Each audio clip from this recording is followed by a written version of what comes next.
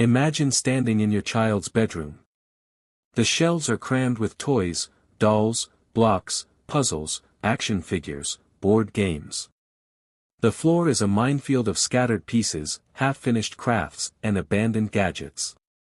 Your child stands in the middle of it all, not joyfully engaged but oddly restless, shifting from one toy to the next, never satisfied, often ending in a meltdown. As parents, we often think the solution is to add more. Maybe if they had that toy, that book, that activity, things would be better. But what if the problem is not too little, but too much? This is the world Kim John Payne invites us to reconsider in Simplicity Parenting, using the extraordinary power of less to raise calmer, happier, and more secure kids. It's a book that speaks to the modern parent's heart, those of us overwhelmed by clutter, overbooked calendars, buzzing devices, and the constant worry that we're not doing enough for our children. Payne offers a radical but deeply comforting message: less is more. By simplifying our children's environments, schedules, and emotional inputs, we give them space to breathe, to grow, and to discover their own inner resources. In this summary, I'll take you gently through Payne's ideas, chapter by chapter, weaving in examples that will feel familiar to you as a parent. You'll learn why simplifying your child's life reduces stress, how to recognize when your child is overwhelmed, and how to make small changes that bring more calm and connection to your home. You'll see why fewer toys can mean more creativity, why slower rhythms ease power struggles, and why filtering the adult world protects your child's sense of security. By the end, you'll have not just insights, but also a vision of a different kind of family life, one where peace replaces chaos, and where childhood feels like childhood again. So let's begin at the beginning. Why simplify it all? Payne paints a picture of modern childhood as overstuffed, overbooked, and overstimulated. He compares it to a backpack. Imagine your child carrying an invisible bag, and every toy, every after-school activity, every bit of adult information you share is like another stone added to that pack. At first, they can manage, but soon the bag becomes too heavy. And what happens when a child is carrying a burden that's too much for their size? They stumble. They lash out. They grow anxious. They act out not because they are bad or difficult, but because they're simply overwhelmed. Think about how often we pile on without realizing it.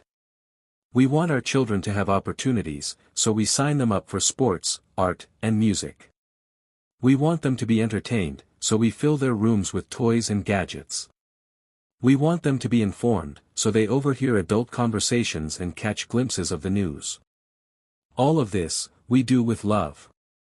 But Payne reminds us that children have a different capacity than adults. What excites us can overload. Described her daughter as always irritable.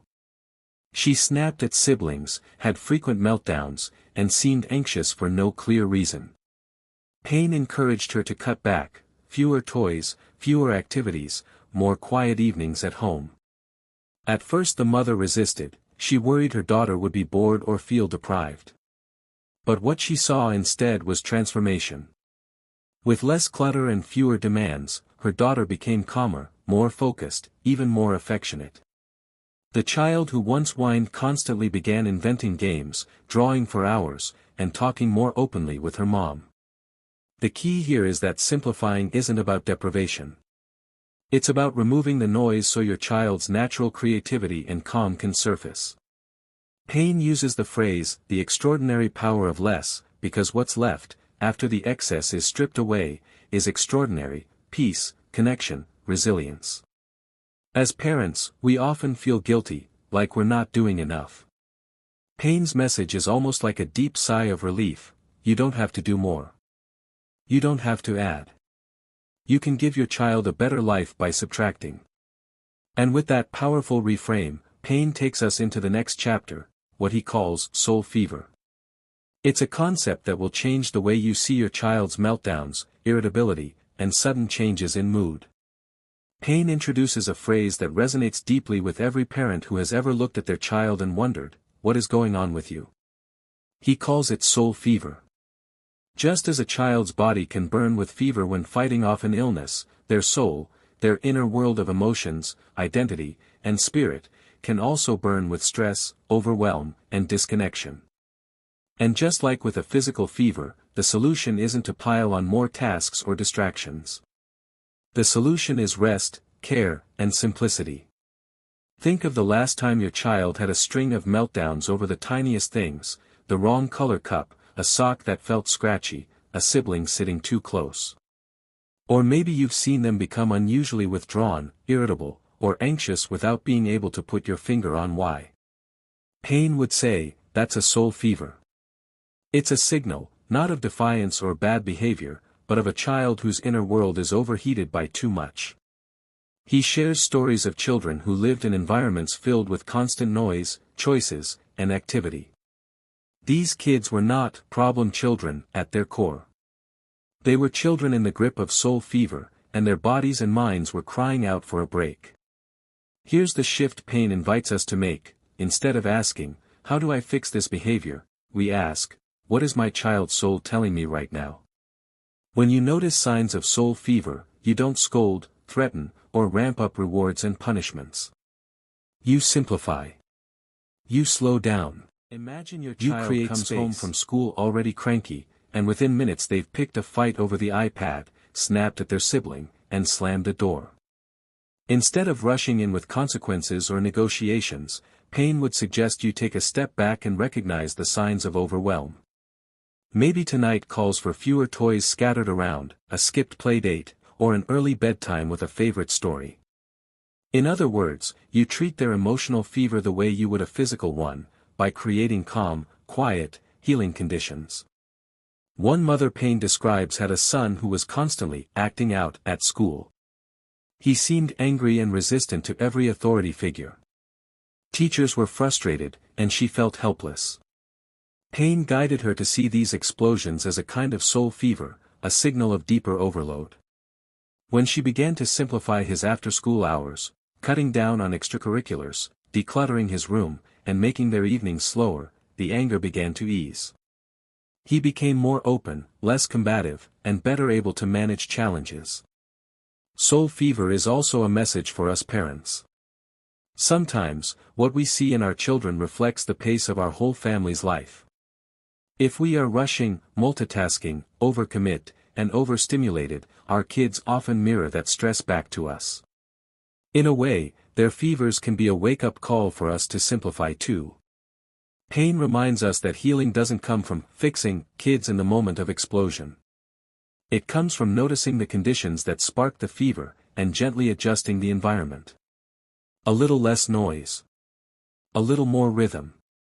Fewer choices. More space to breathe. What's beautiful about this chapter is how it reframes behavior. Instead of seeing children as defiant, oppositional, or broken, we see them as sensitive beings giving us signals. That change in perspective is itself calming, both for parents and for kids. And once you understand soul fever, the next step is obvious: if too much is making our children sick, then we need to look closely at their environments. Which brings us to Payne's next chapter, where he takes us inside the spaces our children live in, their rooms, their shelves, their homes, and shows us how to heal them with some soul fever. Payne takes us into one of the most practical and powerful ways to begin the healing: simplifying the spaces our children live in. And where better to start than their environment? Picture your child's bedroom again. Toys on the floor. Piles of stuffed animals. Books crammed into shelves, some loved but many forgotten. Maybe a television humming in the corner, a tablet left charging on the bed. To us, it might just look like clutter. But to a child, it's constant noise. Their attention is pulled in a dozen directions at once. And often, instead of bringing joy, all those choices bring stress. Payne suggests that one of the most loving things we can do is to edit our children's environment. He isn't asking us to create a bare, joyless room, but rather a space that breathes. When we reduce the excess, we make it easier for children to focus, to imagine, and to relax. Think of it like this: imagine walking into a library. One room has every book ever written piled on the floor. Another has a carefully chosen set of books neatly displayed. Which one makes you want to sit down and actually read? Children feel the same way about their toys. With fewer, better chosen playthings, they engage more deeply and use their imagination more fully. Payne even shares how he's seen children light up when half their toys are removed. Suddenly, blocks become castles, dolls become characters in rich stories, cardboard boxes become rocket ships. Instead of skimming the surface of too many toys, they dive deep into creative play. One family he worked with had a daughter who never seemed satisfied. She would flit from one toy to another, whining within minutes that she was bored. When her parents removed almost 2/3 of her toys, leaving just a few baskets of simple items, something shifted. She started building elaborate structures with blocks, hosting tea parties for her dolls, and inventing games that lasted for hours. Less really did turn into more. It's not just toys, either. Payne encourages parents to think about books, clothes, even the artwork on the walls. Too much visual clutter is overwhelming. Children thrive in spaces that are ordered, calm, and soothing. A room doesn't have to be magazine perfect, it just has to feel manageable. While Payne doesn't advocate banning screens completely, he strongly cautions against televisions in bedrooms or devices that intrude on sleep and play. These constant electronic presences act like clutter too, buzzing for attention, interrupting focus, and making rest harder. A calmer environment often means creating tech-free zones and tech-free times. What's striking about this chapter is how immediate the changes can be. You don't have to wait weeks or months to see the difference. Many parents Payne worked with noticed results within days of decluttering. Children became calmer, played longer, argued less, and even slept better. And perhaps most importantly, simplifying the environment doesn't just soothe children, it also eases the whole family. Parents feel less overwhelmed when they aren't constantly tripping over toys or trying to manage an endless flow of stuff. The home begins to feel like a sanctuary again, not a storage unit. So Payne shows us that environment matters deeply. It's not just the backdrop of childhood, it's part of the story itself. By choosing less, we create more room for calm, creativity, and connection. But environment is only the beginning. Once the physical space is simplified, Payne takes us into something even more powerful, the invisible rhythm of daily life. How our routines, the flow of meals, bedtimes, and family time, shape a child's sense of security and peace. That's where we'll go next. If simplifying the environment clears the clutter from our children's outer world, then creating rhythm brings order and comfort to their inner world. Payne describes rhythm as one of the most powerful gifts we can give our children, the steady beat in the background of daily life that helps them feel safe, grounded, and at ease. Think about how children experience time. To adults, a day might feel structured by the clock: 8 o'clock, get dressed; 9 o'clock, school; 6 o'clock, dinner. But to children, time feels more like a current, sometimes rushing, sometimes dragging, and often unpredictable. When life feels too chaotic, with constant rushing and shifting schedules, kids start to feel unmoored. That's when anxiety rises, behavior gets choppy, and meltdowns seem to come out of nowhere. It doesn't mean strict routines where every minute is planned. Rather, it's about reliable patterns. Meals that happen around the same time. A familiar sequence before bedtime. A predictable flow to the week. These small consistencies give children a sense of, I know what comes next, and that simple knowledge makes them feel secure. Payne often reminds parents that rhythm is especially powerful during transitions, which are the hardest parts of the day for kids, leaving for school, coming home, winding down for bed. He shares the story of a family whose mornings were constant battles, kids refusing to get dressed, parents shouting, everyone stressed before the day had even begun. Payne suggested creating a simple rhythm: clothes laid out the night before, a short breakfast routine, a song to signal it was time to put on shoes. Within days, mornings went from chaos to calm. The children weren't suddenly better behaved. They simply felt steadied by rhythm, and so they could cooperate more easily. Another parent Payne worked with created a bedtime rhythm for her 2 sons, who were always stalling and fighting at night. She introduced a simple sequence: bath, pajamas, story, quiet song, lights out. She didn't let screens creep into this rhythm, and she kept it the same night after night. At first, the boys resisted, but soon they began to look forward to the familiar flow. Bedtime became not a battleground but a comforting ritual. Rhythm also extends beyond daily routines into the seasons of life. Celebrating family traditions, even small ones, creates touchstones children hold on to. It might be pancakes on Saturdays, a family walk on Sundays, or lighting a candle before dinner. These rituals become part of a child's sense of identity and belonging. Payne emphasizes that rhythm doesn't just calm children, it calms parents too. When life has a reliable flow, we don't have to constantly reinvent or negotiate. Everyone knows what comes next. And in that predictability, stress drops for the whole family. What's important to remember is that rhythm isn't rigidity. It's not about micromanaging every detail. It's about creating a steady heartbeat in family life that holds everyone, especially children, in a space of safety. So far, Payne has shown us how simplifying the environment and establishing rhythm creates calm. But there's another big source of overwhelm for kids, their schedules. Too many activities, too many demands, not enough downtime.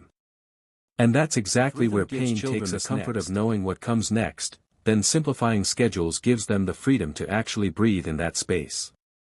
Payne looks closely at the way modern families are constantly rushing, from school to sports, from music lessons to playdates, from homework to yet another enrichment activity. And while all of these things are good in isolation, piled together they create a storm. Children end up with no time to rest, no room to be bored, and no chance to just be. He paints the picture of a child's day crammed with activities. On paper, it looks impressive: soccer practice, piano, language class, a playdate, homework squeezed in, dinner late, then bed. But when you see it through a child's eyes, it's a treadmill. They're hustled from one thing to the next, barely catching their breath, rarely having unstructured time to explore or recharge. Payne argues that this overscheduling is one of the greatest stressors of modern childhood. One of the families he worked with had a son who was always exhausted, irritable, and anxious. His parents thought that giving him every opportunity was the best way to set him up for success. But when they stepped back and began cutting activities, keeping just the ones he truly loved, they saw a transformation. He became calmer, slept better, and started enjoying the activities he kept instead of dragging himself through them. Payne reminds us that boredom isn't the enemy. In fact, it's a gift. When children have downtime, they often rediscover their creativity. They make up games, draw, daydream, or simply rest. These moments of open time are where imagination flourishes and resilience grows. Without them, kids can become like machines, productive, but disconnected from their inner lives. And it's not just kids who suffer from overscheduling. Parents often find themselves exhausted too, constantly driving, waiting, juggling, trying to keep up. When schedules are pared back, the whole family gets breathing space. Even something as simple as having dinner together most nights can become an anchor that holds everyone close. Another powerful point Payne makes is about the myth of falling behind. Many parents pack schedules out of fear that their child will miss an opportunity, won't keep up, won't excel. But he gently reassures us that children don't need more in order to thrive. They need less. Space to absorb, to practice, to discover what matters to them. The race we think we're running is often imaginary, and the cost of chasing it is our children's well-being. Began limiting her daughter's extracurriculars to just 2 per season, and insisted on at least 2 afternoons a week with nothing planned. At first, her daughter complained she was bored. But then, slowly, new things emerged. She rediscovered her love for drawing, spent more time reading, and even played more with her younger sibling. What looked like less on the calendar became more in her life. This chapter is an invitation to pause and rethink the pace we set for our kids. By creating space in the schedule, we're not depriving them, we're giving them a chance to thrive in ways no activity list ever could. And yet, even when we simplify toys, rhythm, and schedules, there's still another flood that can overwhelm children, the adult world. The news, our stresses, our conversations, the endless stream of information. Payne's next chapter shows us why filtering what reaches our children is one of the most protective acts of parenting we can do. So far, Payne has shown us how to ease the overload in children's physical spaces, their daily rhythms, and their schedules. But there's another kind of overwhelm that can be even more damaging, the kind that comes from being exposed too early, too often, to the complexities and stresses of the adult world. Children today are not only drowning in stuff and activities, but also in information, worries, and conversations that are far beyond their years. Payne asks us to imagine childhood as a garden. Children are the tender plants growing there, needing light, air, and the right conditions. What happens if we expose them too soon to the winds and storms of adult concerns? They bend, they break, they lose their natural sense of security. That's why Payne says one of the greatest acts of love we can offer is to filter what reaches them, not to hide the world, but to protect their readiness to face it. Think about the last time you watched the news. The stories are filled with violence, disasters, politics, and conflict. Now imagine your 8-year-old sitting nearby, listening with wide eyes. They may not fully understand what they're hearing, but they absorb the anxiety, the fear, the tension. Even casual conversations between parents, about bills, work stress, or family conflict, can trickle into a child's world like poison. Payne argues that these exposures create an emotional weight children simply aren't equipped to carry. One story he shares is of a young boy who developed nightmares and stomach aches after repeatedly overhearing news reports about war. His parents hadn't realized how much he was listening from the background. Once they became intentional about turning off the news around him and filtering what they shared, his symptoms eased. The boy's sense of safety returned, not because the world had changed, but because his parents had created a buffer between him and the world about the way adult technologies can bleed into children's lives. Smartphones buzzing with notifications, conversations interrupted by texts, constant exposure to adult-paced digital media, all of this creates a sense of urgency and distraction that spills over onto kids. They pick up not only on what we say, but also on how we live. Modeling calmer, more present behavior is part of filtering the adult world. It's not about wrapping children in cotton wool or keeping them naive forever. It's about giving them the gift of gradual exposure. When we filter, we allow kids to grow into complexity at a pace that matches their emotional readiness. They don't need to know every detail of the world's problems or every strain in our lives. They need us to carry that weight until they're ready. And when parents do this, children flourish. They become freer to play, to imagine, to feel secure. They can be children, without the burden of adult-sized worries pressing down on them too soon. This chapter is like a gentle reminder to all of us, our kids don't need to grow up faster.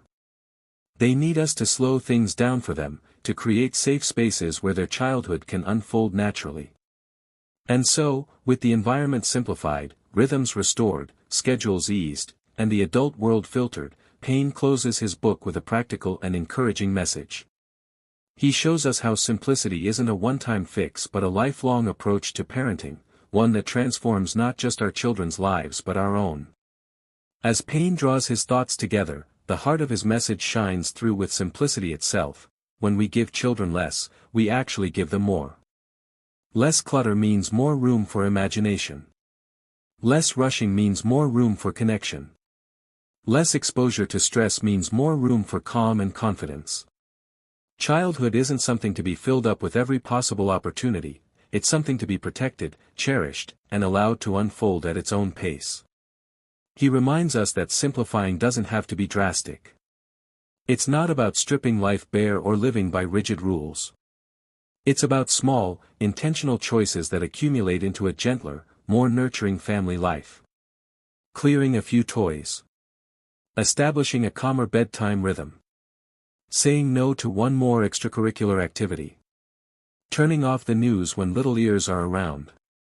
Each step seems small, but together, they create a powerful shift. What parents notice, Payne explains, is not just the change in their children, but in themselves. When life feels simpler, parents are less frantic.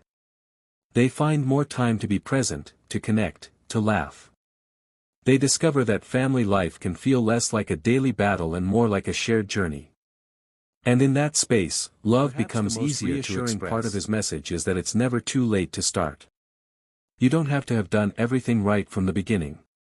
You can begin simplifying today, with one drawer, one evening routine, one small decision. Children are resilient, and they respond quickly to calmer conditions. He also offers perspective on modern culture. So much of the pressure we feel as parents, the pressure to give our children more, to keep them constantly engaged, to prepare them for every future possibility, is born from fear. Fear of falling behind, fear of missing out, fear of not being good enough. Payne gently turns this fear on its head. What if the very thing we fear, slowing down, doing less, keeping life simpler, is exactly what our children need most? In the end, simplicity parenting isn't just about children.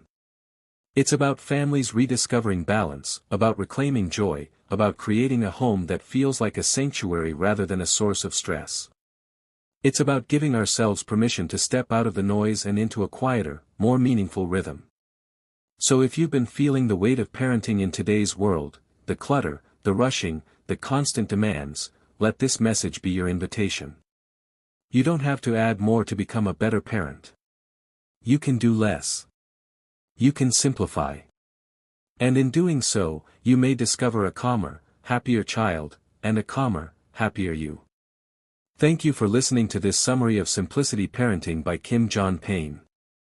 I hope it brought you both comfort and inspiration. If you'd like more parenting insights like this, be sure to subscribe, like this video, and join me for more audiobook-style reflections on the best parenting books out there. Because parenting doesn't come with a manual, but sometimes, the right book can feel like one.